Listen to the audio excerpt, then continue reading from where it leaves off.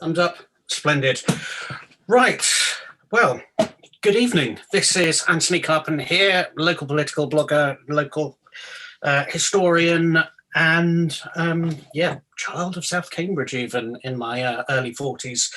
Welcoming you all to this very special evening where we will be putting your questions to Ben Hatton, who is our local democracy reporter for Greater Cambridge. And so for those of you who have questions and haven't sent them in, there's a chat function at the bottom of your screen. If you click on there and send your questions through, then we will be able to pick them up. Otherwise, it will just be me putting all of the questions to Ben, and I really don't want to do that because this is very much your evening, not mine. Mr. And Chris, do you have anything else that you want to add on behalf of the Queen Edith's Forum before we get going? No, carry on. Carry on. Right, well, like I said, please do send your questions in. What I've asked Mr. Hatton to do first of all is basically just to give an introduction to the role that he has. I've also kind of tasked him with an aim, or rather kind of like an outcome of this session, where we want all of you to go away from this this event at the end with a much greater knowledge of not just what he does, but just, if I can put it this way, local democracy in general, and also just a basic overview of not just the local councils, but how public services are held accountable by people like Ben, and also the activists and community groups and local campaign groups that go along to the meetings, of which several of you are members. So, Ben, if I can hand over to you. Thank you. Thanks, Anthony. Evening, everyone. Thanks for coming. So, yeah, as mentioned there, Anthony described me as the local democracy reporter for Cambridgeshire. That term might not be familiar to everybody, so I just thought I'd talk you through at the beginning just who I am, what I do, what my role is, and then after that I'm more than happy to just be guided by what more you want to know, and I'm happy to talk about the council structure here, the councils, what they do, and also the elections coming up. Just I'll base it as much more on what you want to hear from me as any particular thing I want to get across. So the role then, as mentioned, I'm the local democracy reporter for Cambridgeshire. I'm employed by the Cambridge News, but in this role that I'm in, the copy that I produce goes to all of the local news outlets in the area, really, all the participating news outlets in the scheme. So what the local democracy reporting service is, it's really a partnership between the BBC and the local news industry. So my role is, although I should say at the beginning, actually, I'm not an employee of the BBC, and I am employed by the Cambridge News, but I'm not exactly a senior editor or sort of a kind of senior person that in the company that owns the Cambridge News. So I shouldn't be interpreted as speaking on their behalf. So sorry, allowing myself to get sidetracked already. So the Local Democracy Reporting Service, it's a partnership between the BBC and the local news industry. So there's about 150 local democracy reporters across the country, one for every sort of top tier local authority area. The way it works is that the BBC funds the role. So local news outlets, in my case the Cambridge News, they have bid for a contract from the BBC to offer this service, and then they have been provided with, if they win the contract, to have the local democracy reporter in their area, they're provided with funding to employ a local democracy reporter, such as myself, in the area. And the idea is really to encourage and maintain a certain level of reporting and scrutiny on councils and on local issues of local democracy. So in Cambridgeshire, we have 2 local democracy reporters. There's myself. I cover more the south of the county. As I said, I'm based at the Cambridge News. And then there is another local democracy reporter who's based in Peterborough, and he's based at the Peterborough Telegraph. And between us, we try our best to cover really the top tier authorities in Cambridgeshire. So, as I said, the idea is to encourage reporting on the councils and local democracy. And a part of the partnership, part of the reason the BBC would fund this is so that the service can be available to all the participating news outlets in the county. So it operates via a kind of wire system, if you like. So I write the stories that I write can appear in all the participating news outlets in the county. So in my own host publication, Cambridge News, and its sister website, Cambridgeshire Live. But it can also, you'll also find my stories in, say, the Cambridge Independent, in the BBC, the Cambs Times, Ely Standard, Peterborough Telegraph, Hunts Post, up and down the county, really. So to sort of think about, well, why would the BBC want to be paying to have reporters in other newsrooms?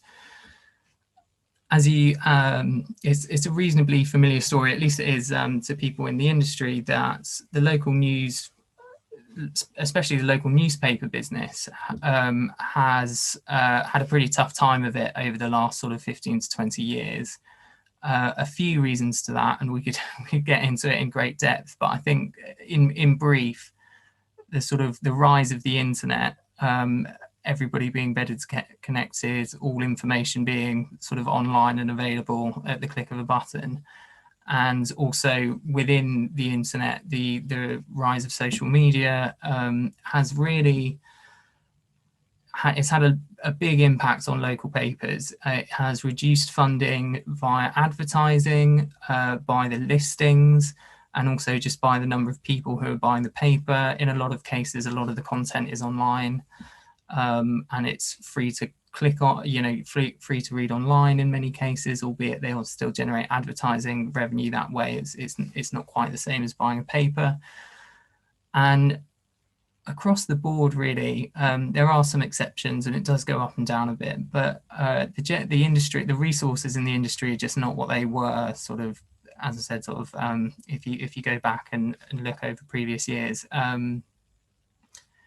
The idea of the local democracy reporting service, I suppose, is just making sure that in every area, because there were, before it was set up a few years ago, there were actually areas of the country where there would not be a single reporter in the vast majority of council meetings that took place. There'd be council documents coming out which are not being scrutinised by reporters, and political figures who are not being interviewed, not being scrutinised in that way as well. And so the idea is to provide a kind of minimum level of coverage that is available to everyone, and it's really just making sure that there is at least one reporter in the room. So if whether it's at a council meeting, it's making sure there is someone at least who is reading through the documents to look to see what's in there, and if there's anything that's newsworthy or might be of interest to the wider public. We're actually, I think, quite fortunate in Cambridgeshire in the sense that we do have we have more media, more news companies than perhaps in some other areas of the country. So it's certainly not just myself here who is attending meetings, or at least going through the documents and reporting on politics, but that's not necessarily true everywhere. And even here, I think it's quite a labour-intensive exercise. Some of these council meetings, the longest council meetings I've gone to, can last for it's 8 hours or something like that. And that's not to say that every minute of it is not is necessarily going to be newsworthy or of interest to the wider public. But as I said, it's as much about just making sure that there's somebody in the room, so that if something is said, there's someone there, sort of an impartial person, someone from the press. The reason we sort of want to have a press and a press in a free democratic society, just making sure there's someone there always for that. And there's a lot of stories that have come out of it, certainly in my time, just in this role. I've been in this role almost 2 years now, where there will be bits of whether it's just a snippet of information that someone says that means that I can go and make further inquiries, or sometimes sort of relatively big stories will come out of just what's being said in these meetings that otherwise, if I wasn't sitting there in the council chamber, it just wouldn't get, it would get missed, and we'd, who knows whether or not that issue would then come to light. So ultimately it's about making sure that the sort of wider public are still getting some of this information in their newspapers, on their radio, and in the news more generally. So hopefully that gives it's probably a bit of a rambling explanation, but hopefully that's a bit clear. So I don't know if, Antony, you're the host, so I'll take your cue on it, but I don't know if anybody has any questions at that point. I'm happy to discuss any of that one. Have to dive into the next topic. Right. Well, we haven't had any questions come through so far, so it's going to be all me, unfortunately, until people start sending them in. So I'm going to start with this one, because we often hear negative myths about politicians and about how they're all the same. And I remember several years ago going to a meeting at the Guildhall about what it's like being a councillor. The council officers said the average amount of input, time-wise, that a local councillor has to put in is about 20 hours a week. So they can't all be lazy, good-for-nothing scoundrels who are just in it for the expenses. So what are the councillors really like? Oh, that's a tough question. Well, I think you pick up on a key point at the beginning there, which is that, yes, it is, if you're going to do the role, if you're just even going to follow what's going on at a council, and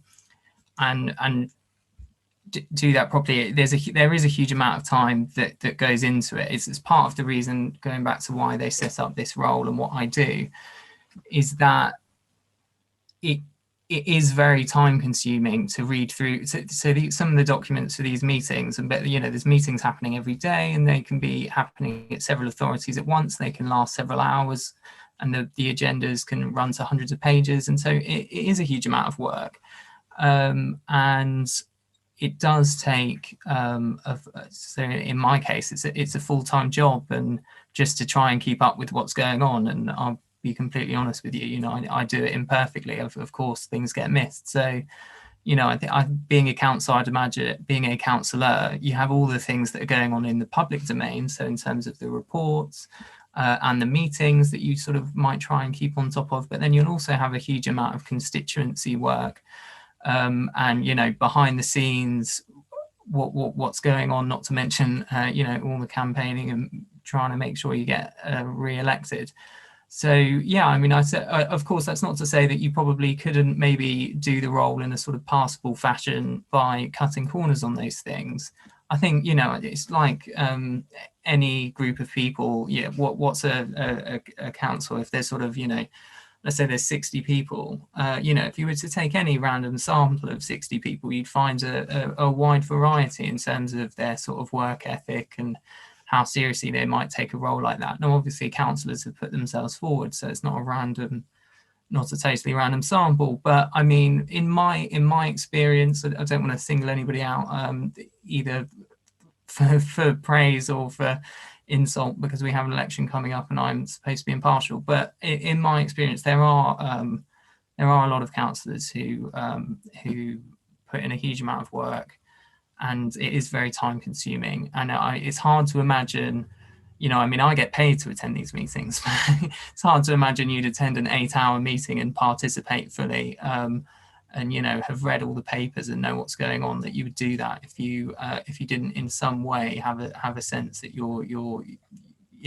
there's something you're trying to get out. With that in mind, I've got a question here from John Caldwell, who's the man behind Mill Road TV, which, if you've seen it on his videos on YouTube, it's a wonderful insight, actually, for certainly from my perspective on community reporting. And he asks, how many council meetings are there on average a week, and how many councils do you cover? And I'm thinking, mindful that in recent years the picture of governance in Cambridgeshire has become a lot less clear. It's much more muddy with this Greater Cambridge Partnership, and then this combined authority, and then this Metro Mayor and the Police and Crime Commissioner, and then this local economic partnership, which we did have and didn't have. So how do you decide which ones to cover? So yeah, I should have said, that's a very good question, and picks up on something that I intended to say and should have said in my intro, which is which councils I cover. So thank you for the question. So in Cambridgeshire, as a brief overview, and I'm happy, I'm not quite sure what the level is in terms of attendees, how much detail you want me to go into in describing what all the councils do. I'm more than happy to try my best and talk through some of the structure of the councils and what each one does, if that be helpful. Anthony, I'll take your steer from that. But just I think if you for each council, if you just say the top 3 things that they are legally responsible for, that people really notice. Right. It's going to become a quiz. Right, so the local government structure in Cambridge then, perhaps I'll describe it, and then I will tell you where I sort of fit in, how it is I cover it, and Anthony, you might have to remind me of the question if I reach the end of this and I've forgotten what it is. Right, so the local government structure in Cambridgeshire. So we have more local governments here, particularly in Cambridge, than is typical in other parts of the country. So as you've alluded to, so within the city, we don't have parish councils. So the sort of lowest tier of local government is the city council. So the city council is one that it's probably the more familiar council to a lot of people that you interact with, because it collects your bins. It is in charge of planning decisions, which tends to be a way that a lot of people will interact or know the council. It will be coming up with the local plan. It's responsible for council housing, and it just generally plays a big part in a lot of decisions that sort of make up and do play a role in shaping the character of the area. Okay, so that's the district level. Now let's move up to the county level. So that's the district level. Then so there's kind of several tiers to this. So we're then at the county level. So there's 5 districts that make up the Cambridgeshire County Council area, Cambridge City being one of them. County council level, you're talking overview of the state school system, overseeing the state school system in the area, social care, adult and child social care. Highways maintenance is a big one. There's obviously a bit of a cliche about local news reporting that we're obsessed with potholes. That would, if I have a question about potholes or a story about potholes, that lands at the feet of the county council. I talked about waste collection of the district council. The county council will do waste disposal. So that's your sort of next tier up.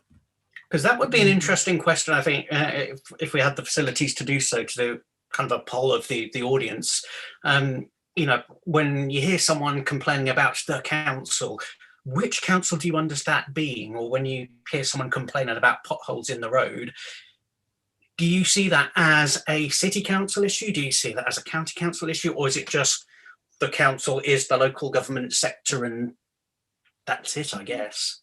I think, there are clear, in some cases, there's overlap. So in terms of, say, provision for homelessness is a good one. I say a good one, a good example of where there's quite a bit of overlap, I think, between the city and county council. But ultimately, there tends to be quite clear divisions in many cases, whether or not something falls at the city council or the county council. However, there is overlap in terms of the county council may take a steer from the city council in how it wants to manage something. So if you take, for example, here's a good example that you may be familiar with. So if you take the anti-terror barrier on King's Parade, now that is actually something that falls within the jurisdiction of the county council. The county council is responsible for highways. That is on the public highway, so it is a county council issue. But you'll notice that a lot of, at least the press coverage on this, has focused more around the debate at the city council. And that's because the city council has really sort of taken the lead on that project, because there just is a bit of natural overlap there. But I think it's hopefully would be clear from my coverage on it, and also clear from the sort of who's speaking out on it and taking responsibility, that you know, that clearly in that case that the city council is more involved. In terms of another controversial sort of one in the city is the bus gate on Mill Road Bridge. So that is a county council project, but I don't want to get too into this because it's become a bit of a political issue and the various candidates might have different views on it. But there are one of the things that you might hear if you're listening to the current kind of political chatter about that particular project at the moment, one of the things you might hear was, well, that was put forward by the local representatives in the area. I think in terms of, if you're not really, the first thing to say is if you're not really sure, you know, if you've got an issue, I'm sure by depending on how you contact your councils, they'd probably be able to point you in the right direction fairly clearly. But I think local democracy, our political system on the local level, like the national level, is based on a representative model. So we elect representatives in our area, and they, you know, go off and make decisions based on the votes that the mandates that we've given to them. I think in your area, if there is an issue, you know, if it's a pothole, even something, I don't want to add to the workload of sort of city councillors who feel they're not responsible, but I think a representative in your area, whether or not they're a member of the right council, you'd like to think that you're able to bring those problems to them, and in their capacity as a representative, regardless of which council they sit on, I think there probably is a bit of an obligation. I can't imagine there'd be a councillor who would simply say, that's not my issue. I'm sure they'd steer you in the right way, and it is their role there to be more plugged into these issues than just sort of a, you know, the average resident it could possibly be expected to be. So hopefully that's clear. So back to the local government structure in Cambridge. So city council, which is the sort of tier one, the lowest tier. Then you have the county council. It gets slightly more complicated here in Cambridge than it is elsewhere. So that would normally what we'd be described as a two-tier system. In Peterborough, for example, they don't have that two-tier system. They have a unitary authority. So one authority responsible for all of those services. You don't have this confusion over which council are you talking about when you talk about the council. You don't have this confusion over, well, which councillor should I ask about X, Y, and Z, and who do I hold accountable for, you know, that decision I didn't like. You know, so in a unit, that's one of the advantages you get with a unitary authority. And if you've had a look at any of the manifestos that have come out recently, you'd see that actually there is a bit of political will to look into that as an option in Cambridge. Yep. So, I mean, certainly it came up as an election issue in the general election in 2015, when all of the candidates for the City of Cambridge constituency stated that they wanted to see local government in Cambridgeshire switching to a unitary model. And certainly when I asked all of the candidates about this, they basically said the question basically was, where did you draw the boundaries? Had a couple of shall I quickly finish up on the local governance structure, because there are a few more levels. Okay. Unless I'll take your that, and then I'll come to a question from Ed. All right, so I'll try and keep it briefer. So just to finish up on local government structure in Cambridge, we also have this added sort of, it's the Greater Cambridge Partnership, which was an experiment in sort of in giving more power to, as part of the city deal policy, which basically it's given a lot more funding to Cambridge, and given it sort of more really an opportunity to do a lot more with, particularly in transport, but in other areas as well. And the general idea behind the Greater Cambridge Partnership is it's really, to be honest, especially if you go back and read the terms of the deal, it's really about sort of ultimately about encouraging economic growth, but also about tackling some of the issues linked to a city when it is growing. So air quality, congestion, the things that might build up as issues as sort of there's more economic growth in the area. So the Greater Cambridge Partnership is as the name suggests, it is a partnership. It's made up of Cambridge City Council, South Cambridgeshire District Council. So if you look on a map, you see Cambridge City Council in the middle, South Cambridgeshire District Council around, sort of like a donut. South Cambridgeshire District Council and Cambridgeshire County Council. And some of the most kind of noteworthy projects you'll see from the Greater Cambridge Partnership is some of the big investments in cycleways, for example, the Chisholm Trail and the new bridge over the River Cam. You'll see that the proposed busways is a very big part of what it is that the Greater Cambridge Partnership could well achieve in its time. So I'm happy to talk about those in a bit more detail if people are interested in those. I think the key thing to know about the Greater Cambridge Partnership in terms of what you might want to know as a voter or a resident sort of involved in local democracy is it means that these three councils have to come to some kind of consensus on what to do about these projects. And it's empowering, in a sense, more empowering at the district level, because it's given how the Greater Cambridge Partnership votes is a representative from the City Council, South Cambridgeshire District Council and the County Council will all take a vote on whatever issue is before them.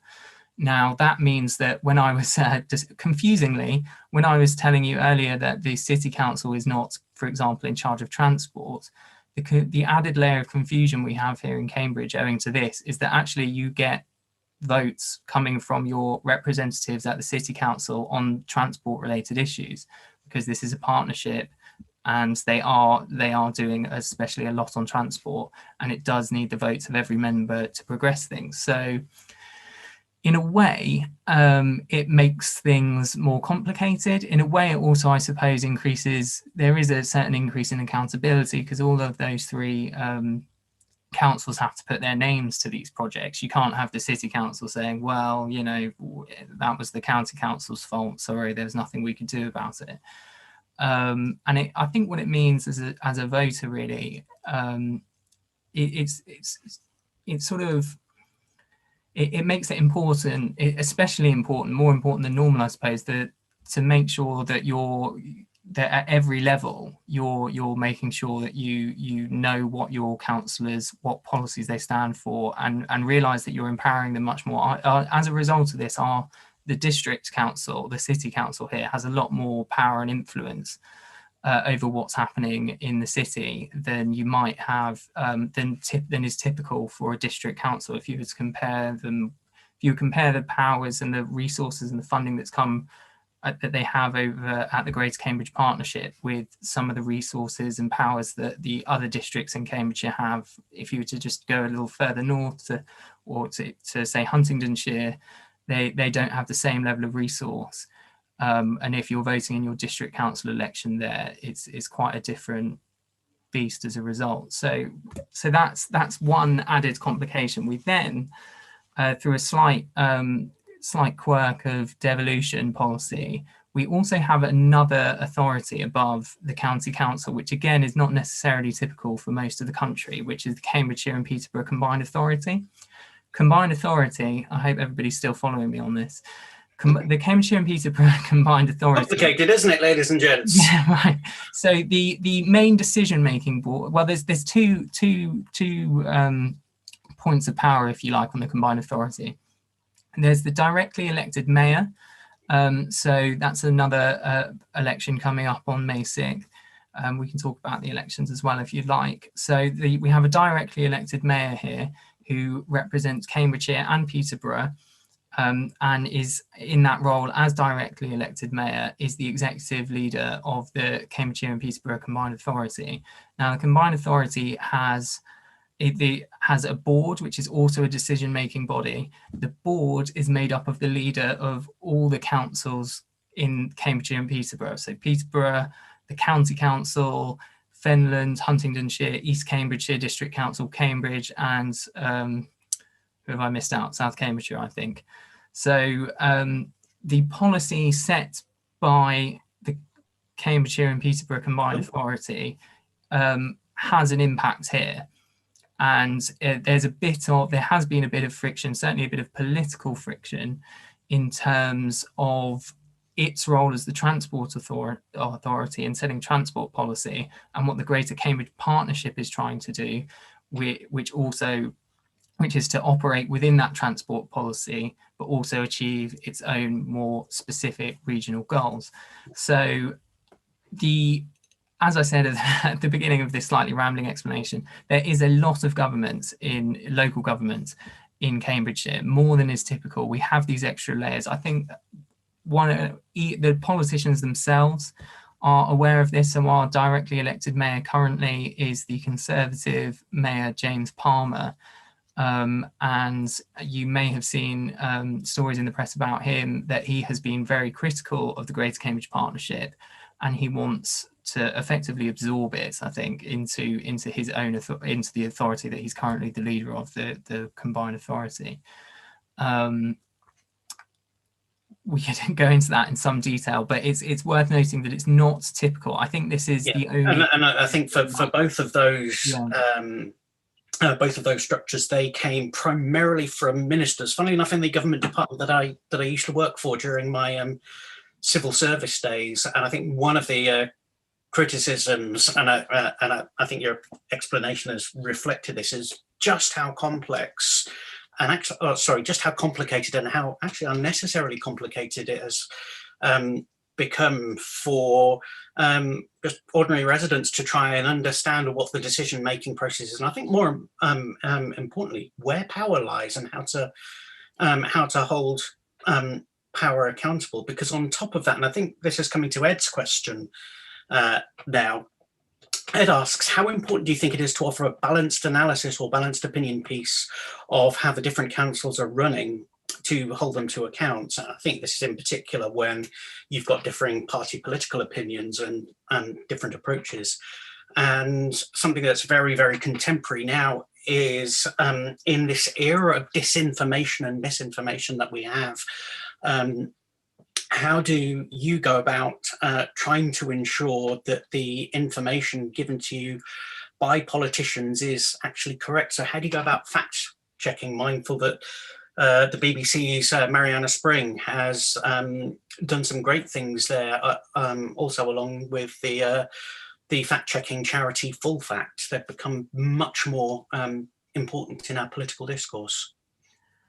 Well, there's a lot to unpack there. I mean, in terms of, I think, and addressing also is part of this, one of the earlier questions in sort of how many meetings there are and what do I choose to cover. I mean, to be totally honest with you, there's more there than one person could ever sort of hope to cover fully. So I mentioned earlier there is another local democracy reporter in Cambridgeshire. It's the one based in Peterborough. So he covers Peterborough City Council, and we share the combined authority between us. Now, that's still a huge amount of work for the two of us. There's on a typical, we're in Purdah period now, so because we've got an election coming up, there's many fewer council meetings, and major decisions are sort of on pause until the elections settles. But in a regular week, depending on what month of the year it is, because it can be a bit seasonal, there will be a huge number of planning applications made to all the district councils in the area. There will also be quite a few, it depends again, but almost a full week's load worth of meetings just at the district levels. Many of them will be being held at the same time. They can last for several hours. Like I said, the agendas can run to hundreds of pages. And when you get to the county council level, I mean, you might be looking at it, again, it depends on the week, but you might say have 5-6 meetings that week. Combined authority doesn't meet. The Greater Cambridge Partnership meets much. I want to say it's 4 times a year. They go through their cycles, but it's much. It's more infrequent, the meetings, but the meetings are quite long.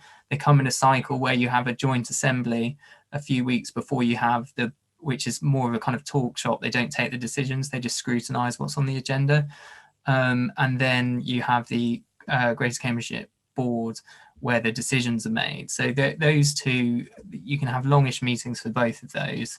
You know, I wouldn't be surprised to say if it's a full day or at least a full afternoon going into the evening. I mean, quite often, certainly in my experience with those stupendously long meetings, you can find suddenly a pile of, well, a virtual pile, because it's all done electronically, of meeting papers, sometimes over 500 pages of them. One of those lands on your desk. You're a very busy person having to cover all of this, and you know your heart sinks when this 10 megabyte or so file comes in. You've got to plow through it. Where do you start?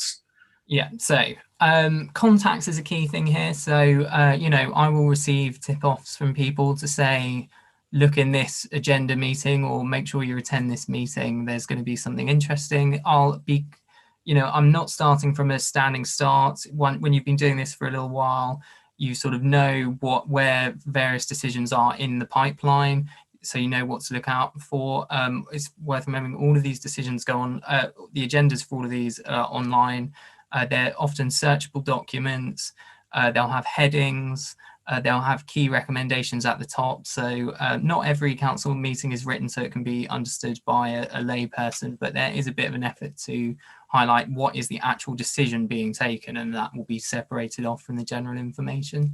Now, a couple of people have been in touch asking specifically on perhaps some of the tip-offs or the message that you get, I think in particular from citizen journalists and community reporters. I mean, I identify in part as the latter, because I take the view that a journalist is a professionally qualified person and I'm not. But obviously my professional background is in the civil service, so in one sense I like to think I know where they bury the bodies, if I can put it that way. There have been and are a number of community reporters who go about attending meetings, and it can be at one end, let's say Richard Taylor, who will go along to, in particular, the police and crime related meetings with a camcorder to filming those meetings, to perhaps someone going to a local area committee meeting and just live tweeting what's going on. How do you see your interaction with community reporters? I'm thinking more in particular, I guess, members of the public, as well as those people who, you know, who take those video clips, or sometimes, you know, in my case, will film an entire 3-hour meeting. To be honest, I could probably improve on this front. I mean, I keep an eye out on I know who the sort of people who are tweeting about this stuff on Twitter are, and they're often very good at making sure they sort of tag me in things and point me in the right, myself and other reporters in the right direction. The advantage of being at being in a newsroom or being in a news organisation which is established in the area is lots of people do email in, or they will call in. So, for example, I have public facing, say, social media, and I have my email on there, and my direct messages are open for people to get in contact. People can call the, you know, whichever newspaper it is that they feel they want to sort of tip off or pass their stories to.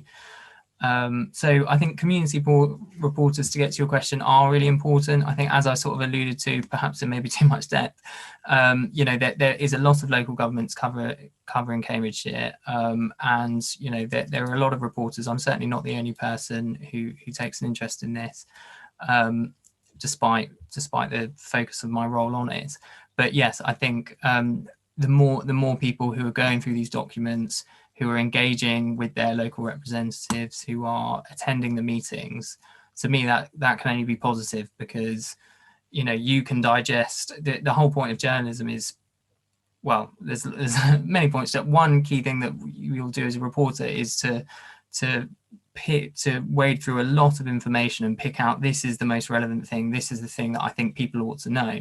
And if a community reporter has someone who, using the term community reporters to be someone who's not employed but who's actively engaging and making an effort to highlight these things, if they've picked up that something's going to be in a meeting agenda, if they've heard that a decision's been made, or that, whatever the story is, and they flagged that up, okay, the work's not all done, I still, there's still a job for me to do there, and I have to take my due diligence and check all the facts and everything like that. But I mean, in a sense, the work's half done, because you've highlighted what the issue is and brought it to my attention, and I can look at it. So I find it really helpful. I think it must be quite tough in a way, because you perhaps don't get the if you are someone who's flagging these things up as a kind of self-described community reporter, then perhaps you flag these things up on social media or wherever you flag them up. The most significant example that we saw of that actually was the Grenfell Tower,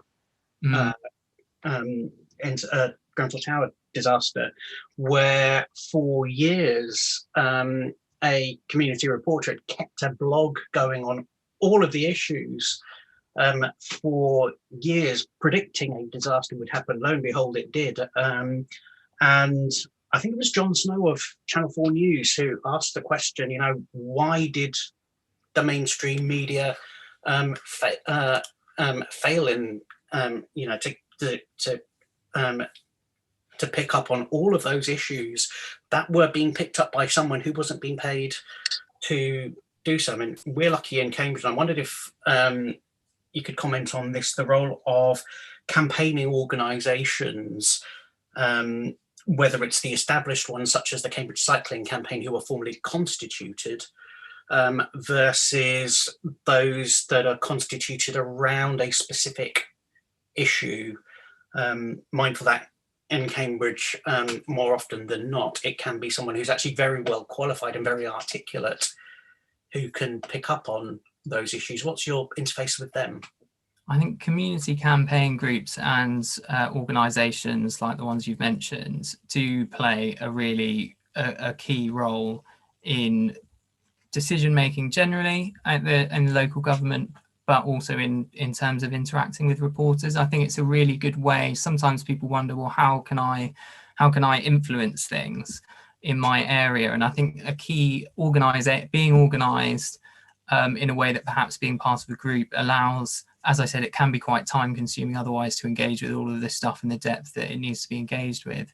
So I think being part of being organised, whether it's part of a group or however you do it, is really important. You talked about the Cambridge Cycling Campaign there, that said that I will frequently go to meetings where they will have a representative there who is arguing their case. I think if you remember sort of last year when we were during the pandemic last year, there was a lot of sort of experimental changes brought into the road system. Prior to the decision being made for those to actually go ahead, I remember seeing in a council report that the council was saying they had consulted with CamCycle on that. And I think it's now, some people might raise eyebrows at that and say, well, they're not elected, and that's true. But I think it does show the power of what being organised, how if you are organised, if you do work in a team with other residents who care about, like-minded individuals who care about the same things that you care about, that you can get along a lot done. It might not necessarily interacting with reporters, interacting with councils, interacting with councillors is not something typically that the sort of average person is necessarily going to know a lot about or know the best ways to do. And so I think being part of a group is a very good way to do that, especially if you're new to these things. Yeah, I mean that's one piece of advice I often give to people is to pick one cause that you're really, really passionate about, do that well, and then in terms of your own social group, encourage them to pick a different issue, and also and let them be, if I can put it this way, the eyes and ears of that. So it might be someone who's interested in libraries, keeps an eye on them, and someone else on schools, someone on roads, and and so on and so forth. I've been asked by the Queen Edith's Community Forum just to flag up the forthcoming issue of the Queen Edith's magazine, which you will be coming through your doors this weekend, which has a full preview of all of the 4 elections coming up. So we have Cambridge City Council. So it's the whole council that's up for election due to the changes in the ward boundaries across a number of the wards. So that's why it's all up for grabs. We've got Cambridgeshire County Council. Again, that's the whole council that's up for election. So there are 12 divisions. They're called divisions, not wards for some reason, that are all up. We've got the Police and Crime Commissioner elections coming up, and we've also then got the Metro Mayor, the County Mayor. Call it what you call it what you will. One of the great things I'm personally delighted to see with certainly here in Queen Edith's is that so many of our candidates now have videos introducing themselves, and again that will be in the this Friday's Queen Edith's newsletter. With I guess that in mind. What impact do you think, or have you seen that, what impact has videos and short video clips, what impact do you think it's having on local democracy? I think the most notable example is probably that Handforth Parish Council meeting that I'm confident most people will know what I'm talking about there, which is where a viral clip of a parish council's gone around. I mean, that was a particularly outrageous case, and what that was highlighting was bad behaviour. I think, video is a good way to communicate with people, obviously, because you can get across much more than what's than just what it is you're saying. With there's more to video than language.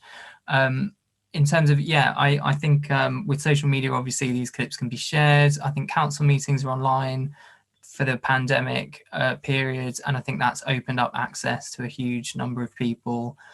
Certainly having a camera on you and your head appearing in a box as you vote on an issue is certainly highlighting who you are and the votes that you're taking and the rationales you're providing, the arguments you make. Obviously all of that's now going to exist online, and I think that ultimately is good for transparency. We've just got time for a few more questions for those of you who are still with us. Feel free to throw them into the chat box. I just wonder on any general observations on first of all, the impact that this move to online video meetings has had on our politics. I mean, but certainly from my perspective, it's now created an essential competency of being able to speak into a video camera and articulate yourself in meetings, whereas a few years ago it was just like, no, don't want to do that, don't even want my face there. And then I guess secondly, any general observations on the candidates that we're seeing, mindful that we have got pretty much full slates for the 4 main political parties. So this will be the Conservatives, the Greens, the Labour Party and the Liberal Democrats, certainly in Cambridge City and also for the Cambridgeshire County. That's a significant number of people who are stepping forward to stand for election, isn't it? Yeah, so I mean, my observation, I don't know about, as you referred to, so we've got a full, I don't think there will ever be a year like it in terms of how many elections are all happening at once. This is an exceptional year for local government elections, particularly in Cambridge. So it's, as you said, it's the full roster: City Council, County Council, full Police and Crime Commissioner, and directly elected Mayor.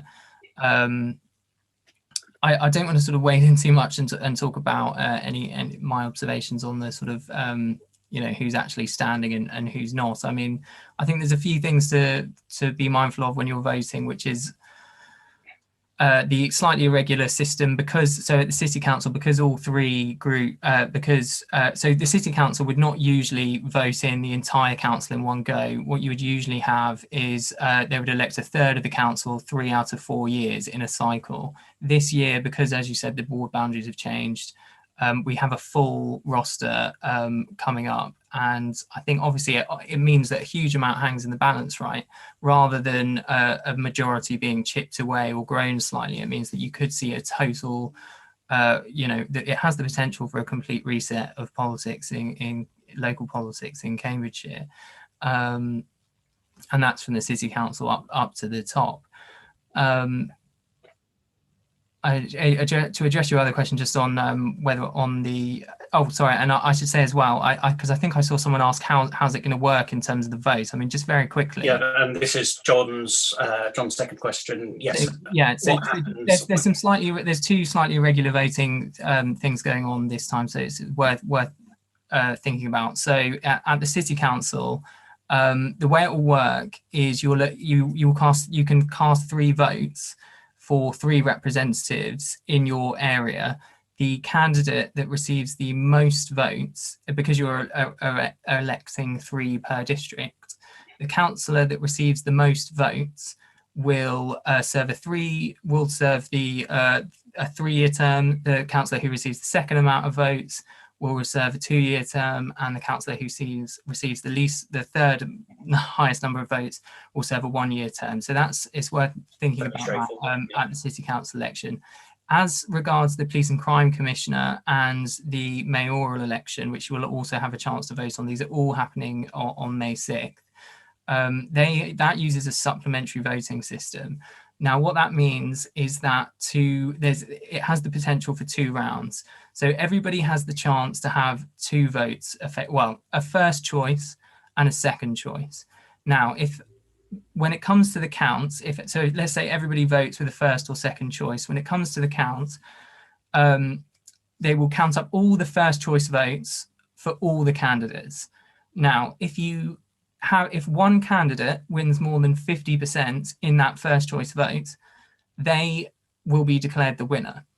If no candidate, regardless of who gets the most, if no candidate makes it over 50% of the votes in that first choice vote, then all but the top 2 candidates will be eliminated. And so you will have the top 2 based on first choice votes. They will then count the second choice votes for all the ballots for eliminated candidates, and that will top up and be added to the totals of the first choice votes for the first 2 candidates. So hopefully that wasn't too confusing, but ultimately what it means, whoever wins that race, they, not based on getting over 50%, just on who is higher there, will be the winner. So you could, in theory, you could have a situation where someone wins doesn't win, but has the most first choice votes, but that they actually lose the election to somebody else because they had so many second choice votes. So those second choice votes do really have the potential to make a difference. I actually did see a serving sitting councillor who's not standing again. I won't say who it was or which party, but he posted it on social media, so it's not secret. But talking about how he was actually going to advocating that he was going to use his second choice vote for this other party that he doesn't like, because it matters to him, not just who he puts as his first choice, as puts as his second choice. And knowing how the voting system in this election, especially for the Police and Crime Commissioner and the Mayor, is really important to making sure you cast your vote in the most effective way. I think finishing up on this question from Ed, again, it's very difficult to make a prediction on this, but I'll be interested in your thoughts. With the situation in COVID increased, and also with the publicity on postal ballots this year, do we risk a much lower turnout this year, or will it be something where actually, because we've got so many votes to cast, that this will all be compensated for and we'll see an overall increase in turnout? Just any thoughts? I think my only sort of observation I'd sort of feel comfortable giving on turnout is that turnout at local elections is typically low compared with, say, the national elections. What I would say is that because we have so many local elections happening at once, there's sort of more campaigning, there's more media coverage, there's more engagement.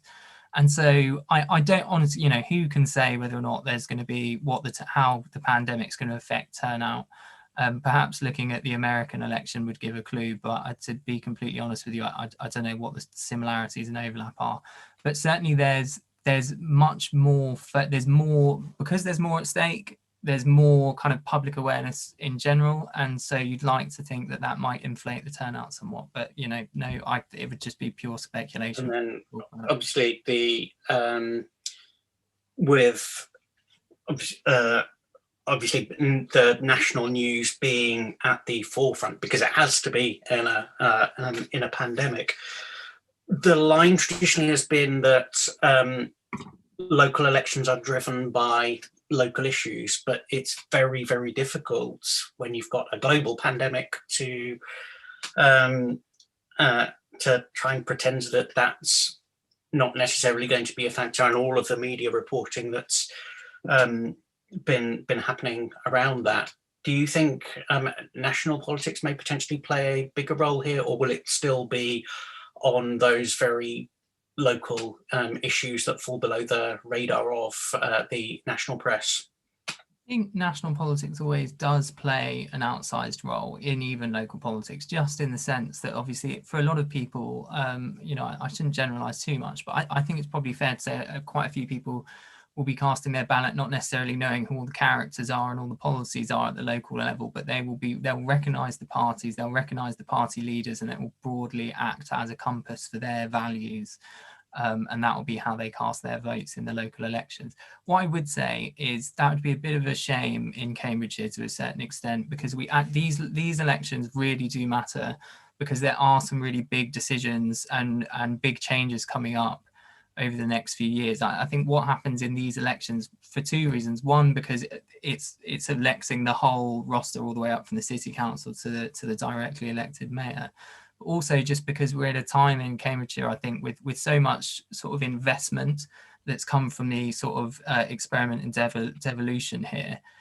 There are big plans underway, and those big plans, it's not too late to sort of to alter those into a certain extent. There are limitations on that, but there are big decisions coming up on, for example, the metro projects that's been talked about a lot. There are big decisions coming up on the proposed new busways that the GCP and some councillors sometimes object to the term busways, but some kinds of sort of